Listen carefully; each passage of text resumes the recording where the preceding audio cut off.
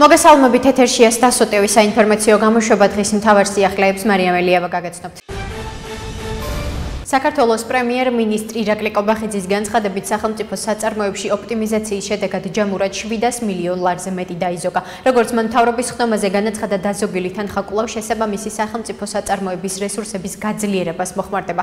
ეს თანამდებობა გამოიყენებოდა იმისთვის, რომ კონკრეტულ ადამიანს და არც თუ მცირე იყო მათი რაოდენობა მიეღოთ მაღალი ხელფასი, მცირე დატვირთვის სანაცვლოდ, რაც არ არის მისაღები პრაქტიკა. შესაბამისად, ამ პრაქტიკას ჩვენ ვუპასუხეთ შესაბამისი საკანონმდებლო ცვლილებით. მარტო ამ კანონის ამოქმედებამ ჩვენ მოგცა სახელმწიფო უწყებებსა და საწარმოებში მრავალი მილიონი ლარის დაზოგვის საშუალება, განაცხადა ყობახიძემ. საქართველოსთვის ჩინეთთან სტრატეგიული პარტნიორობა და ეკონომიკური თანამშრომლობა არის ძალიან მნიშვნელოვანი, რასაც მხოლოდ და მხოლოდ მივესალმებით, ხოლო აგენტურა, რომელიც გარედან იმართება, ქვეყნის მტრები არიან. ამის შესახებ დედაქალაქის მერმა კახა კალაძემ ჰელსინკის კომისიის მიერ გავრცელებულ განცხადებასთან დაკავშირებით განაცხადა, რომელშიც საუბარია იმაზე, რომ საქართველო ჩინეთთან და ამერიკის შეერთებული შტატების სხვა მეტოქეებთან ურთიერთობებს ახრმავებს. როგორც კალაძემ ჟურნალისტებს განუცხადა, საქართველოს ყველა მეზობელი სახელმწიფო ცდილობს ჩინეთთან დაახლოებას. ვინც ემსახურება გარეთ ძალებს და მზად არის წავიდეს ქვეყნისა და ქართული ხალხის წინააღმდეგ, ასეთი პოლიტიკოსებისა და პარტიების ადგილი ჩვენს ქვეყანაში არ არის, განაცხადა კახა კალაძემ. მინდა ძალიან დიდი მადლობა გადავუხადო ვაჟკაც ნამდვილ ქართველ ბიჭებს, რომლებიც გუშინ საარჩევნო შტაბში იმყოფებოდნენ. ფაქტობრივად ხელები ეკავებოდათ, ისე უნდათ გარეთ გასვლა და პასუხის გაცემა, მაგრამ თავის შეკავება მოახერხეს. ამ განცხადებით ფრაქცია ქართული ოცნების თავმჯდომარის პირველი მოადგილე თბილისის საარჩევნო შტაბის ხელმძღვანელი ლევან მაჭავარიანი ქართული ოცნების საარჩევნო შტაბთან განვითარებულ მოვლენებს გამოეხმაურა. მაჭავარიანმა აღნიშნა, რომ შეურაცხყოფის მოთმენა ძალიან რთულია და დასძინა ისიც, რომ ოპოზიციას არჩევნებამდე არეულობის მოწყობა სურს. მინდა ყველას შევახსენო, რომ ძალიან რთულია ამ შეურაცხყოფის მოთმენა ქართველებისთვის, თუმცა კიდევ ერთხელ მინდა მოვუწოდე მხარდამჭერებს, ჩვენი პარტიის წევრებს, რომ მაქსიმალურად შევიკავოთ თავი, ვინაიდან ნებისმიერ პროვოკაციაზე წამოგება მათსავე წისქვილზე წყლის დასხმას ნიშნავს, იქიდან გამომდინარე, რომ სხვანაირად განწირულები არიან არჩევნებში, განაცხადა ლევან მაჭავარიანმა.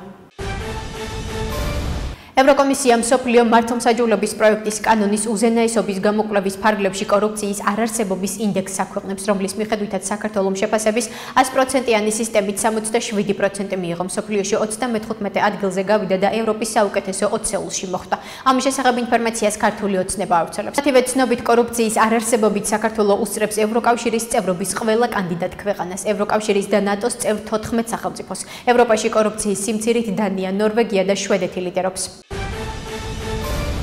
რუსეთის კიდევ ერთი თავდასხმა უდანაშაულო მშვიდობიან მოსახლეობაზე, ასე ეხმაურება საქართველოს მეხუთე პრეზიდენტი. სალომე ზურაბიშვილი რუსეთის მიერ დონეცკის ოლქში პენსიის მისაღებად რიგში მყოფ ადამიანებზე განხორციელებულ დარტყმას, რომელსაც 21 ადამიანი ემსხვერპლა. კიდევ ერთი შეხსენება იმისა, რომ მოსკოვის ომი ტერორზეა დამყარებული და არა ძალაზე.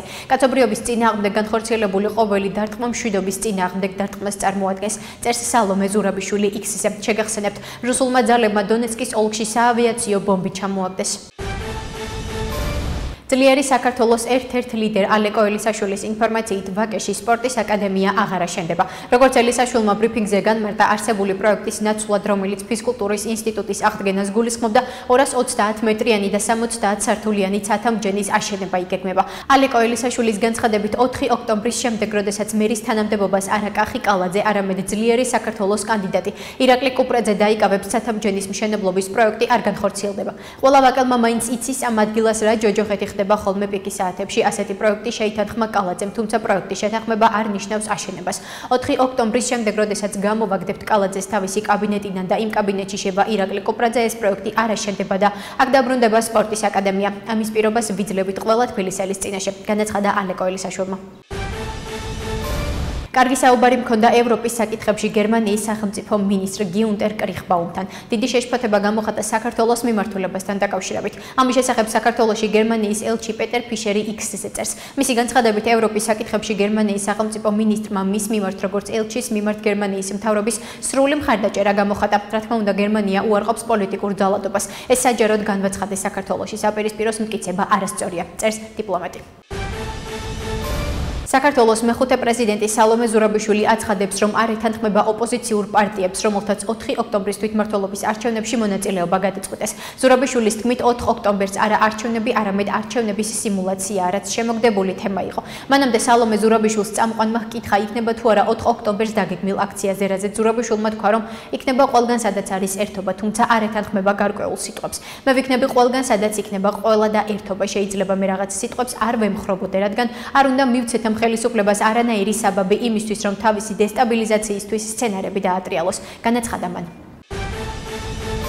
საქართველოს პროკურატურის თანამშრომლებმა პირადი ცხოვრების საიდუმლოს უკანონო შენახვისა და გავრცელების ფაქტებზე ერთი პირი დააკავეს. ინფორმაციას საქართველოს პროკურატურა ავრცელებს. უწყების ცნობით, დასავლეთ საქართველოს საოლქო პროკურატურის მიერ ჩატარებული გამოძიებით დადგინდა, რომ დაკავებულმა უკანონოდ შეინახა დაზარალებულის პირადი ცხოვრების საიდუმლოს შემცველი ინფორმაცია, რომლის გავრცელების მუხარით კვლავ აიძულებდა იგივე შინაარსის ფოტოსურათების გაგზავნას. პროკურატურა ბრალდებულისთვის აღკვეთის ღონისძიების სახით პატიმრობის გამოყენების შუამდგომლობით სასამართლოს კანონით დადგენილ ვადაში მიმართავს. საზოგადოებას შევახსენებთ, რომ საქართველოს პროკურატურა მსგავსი დანაშაულის ჩამდენ პირთა მიმართ მკაცრ სისხლის სამართლებრივ პოლიტიკას ატარებს. აღნიშნულია ინფორმაციაში.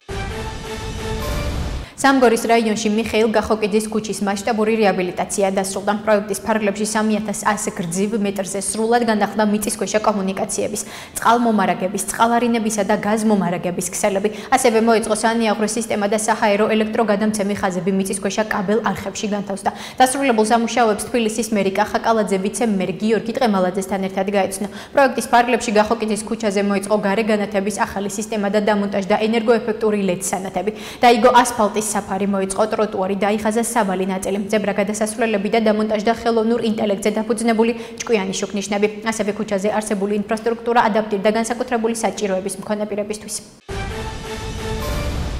საქართველოს გენერალურმა პროკურორმა გიორგი გვარაკიძემ თურქეთის რესპუბლიკის უმაღლესი სააპელაციო სასამართლოს გენერალურ პროკურორ მუჰსინ სენტურკთან შეხვედრა გამართა. ამ შესახებ ინფორმაციას პროკურატურა ავრცელებს. მათივე ცნობით, სინგაპურის რესპუბლიკაში პროკურორთა საერთაშორისო ასოციაციის 30-ე წლიური კონფერენციის ფარგლებში გამართულ შეხვედრას გენერალური პროკურორის მოადგილე ამირან გულუაშვილი, საქართველოს გენერალური პროკურატურის სამართლებრივი უზრუნველყოფისა და საერთაშორისო ურთიერთობების დეპარტამენტის უფროსი გიორგი მიქავა, ადმინისტრაციის უფროსის მოვალეობის შემსრულებელი ბიძინა ქუმსიაშვილი და თურქეთის რესპუბლიკის გენერალური პროკურატურის წარმომადგენლები, საერთაშორისო ურთიერთობების დეპარტამენტის უფროსი სედა დურსუნი და უფროსი პროკურორი ჰალით ერისი ესწრებოდნენ. გენერალური პროკურორი გიორგი გვარაკიძე სინგაპურის რესპუბლიკაში პროკურორთა საერთაშორისო ასოციაციის 30-ე კონფერენციის სამუშაო სესიას ესწრება.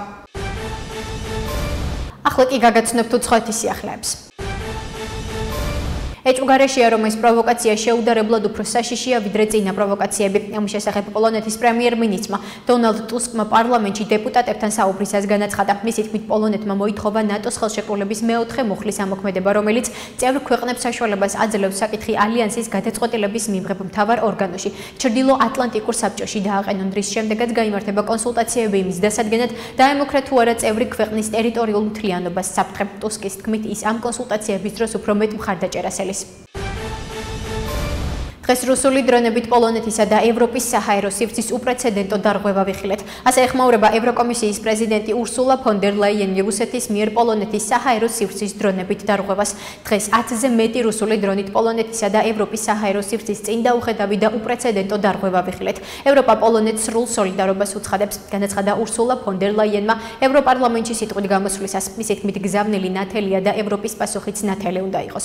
რუსეთზე ზეწოლა გვჭირდება, რათა ის მოლაპარაკებების მაგიდას დაჭდეს. მეტი სანქცია გვჭირდება. ამიტომ პარტნიორებთან ერთად სანქციების მე-19 პაკეტზე ვმუშაობთ, აღნიშნა ევროკომისიის პრეზიდენტმა. რუსული დრონების პოლონეთის საჰაერო სივრცეში შეჭრა უბრალოდ მიუღებელია. ასე ეხმაურება საფრანგეთის პრეზიდენტი ემანუელ მაკრონი რუსეთის მიერ პოლონეთის საჰაერო სივრცის დრონებით დარღვევას. ემანუელ მაკრონის განცხადებით, საფრანგეთი პოლონელ ხალხს სრულ სოლიდარობას უცხადებს. ამას სრული სიმკაცრით მოვუწოდებ რუსეთს, რომ ეს ესკალაცია შეწყვიტოს. ჩვენი მოკავშირეების უსაფრთხოებასთან დაკავშირებით დათმობაზე არ წავალთ, წერს ემანუელ მაკრონი X-ზე. საფრანგეთის პრეზიდენტის ცნობით, უახლოეს მომავალში ნატოს გენერალურ მდივან მარკ რუტეს შეხვდება. პოლონეთმა ქვეყნის ტერიტორიაზე ჩამოგდებული უპილოტო საფრენი აპარატების რუსული წარმომავლობის დამადასტურებელი მტკიცებულება არ წარმოადგინა. ამის შესახებ რუსეთის საქმეთა დროებით მორწმუნებულმა ანდრეი ორდაშმა რუსულ მედიას განუცხადა. ჩვენ ბრალდებებს უსაფუძვლოდ მივიჩნევთ, არ არის წარმოდგენილი არანაირი მტკიცებულება იმისა, რომ ეს დრონები რუსულია, განაცხადა ანდრეი ორდაშმა. მისი თქმით, მსგავსი ინციდენტების გამოცდილება იმაზე მიუთითებს, რომ პოლონელები თავიანთ სიტყვებს კონკრეტული ფაქტებით არ დაადასტურებენ. რუსი დიპლომატის მტკიცებით დღემდე ერთადერთი იდენტიფიცირებული რაკეტა უკრაინული აღმოჩნდა. ასეთი იყო მიმდინარე სიახლეები მომავალ შეხვედრამდე.